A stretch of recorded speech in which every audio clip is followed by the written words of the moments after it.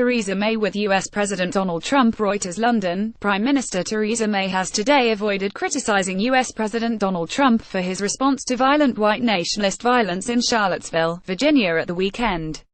President Trump said on Tuesday that there is blame on both sides after a woman was killed and 19 others injured when a car was driven deliberately into people protesting against a far-right demonstration in Charlottesville.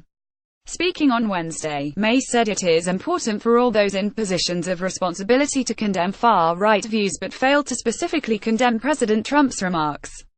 The Prime Minister said, "I see no equivalence between those who propound fascist views and those who oppose them.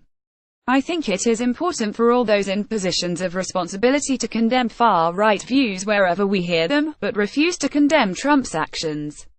On Tuesday, the US president defended his original comments on the protests, saying that it was a fine statement. Trump also defended some protesters in Charlottesville, saying, "Not all of those people were neo-Nazis, believe me. Not all of those people were white supremacists."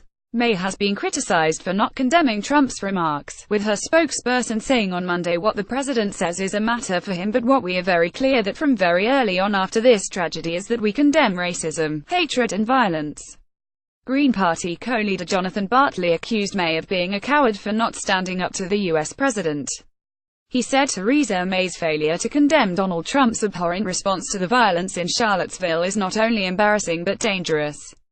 "We cannot allow fascism to go unchecked. Now is not the time for hand-holding. Theresa May must stop being cowardly and show zero tolerance for bigotry.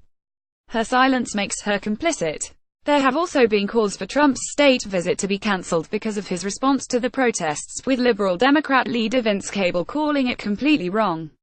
Cable said the fact he remains highly dependent on White House advisors from the extreme right shows he is firmly anchored in this detestable worldview.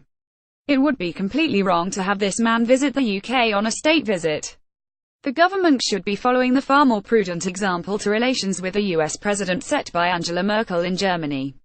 Other conservatives have called out Trump over his comments, with Scottish Tory leader Ruth Davidson tweeting, "The President of the United States has just turned his face to the world to defend Nazis, fascists and racists.